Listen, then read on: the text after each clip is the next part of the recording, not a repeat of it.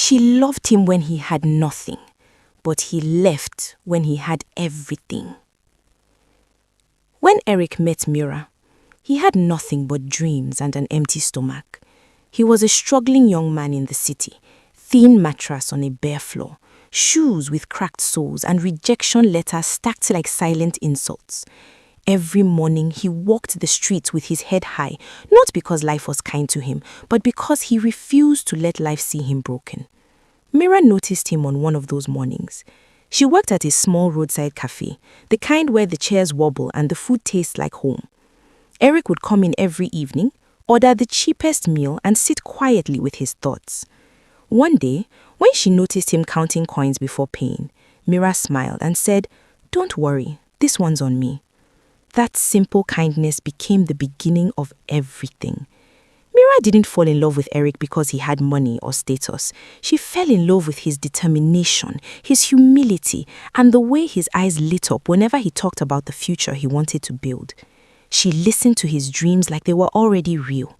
She believed in him when no one else did, not even Eric himself. When Eric lost his job, Mira was there. When rent was overdue, she helped. When he wanted to give up, she refused to let him. She cooked for him, encouraged him, prayed for him, and sacrificed quietly. Sometimes she skipped meals so Eric could eat. Sometimes she walked long distances so he could save transport money. She never complained. To her, love wasn't about comfort. It was about commitment. Years passed. One night, Eric finally got his breakthrough.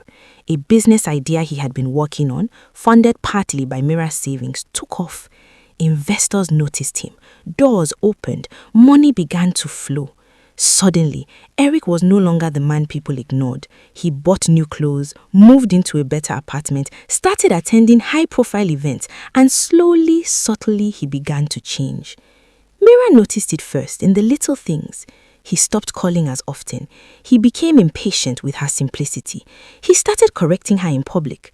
One evening, when Mira suggested they celebrate quietly like they used to, Eric sighed and said, "You don't understand this world anymore.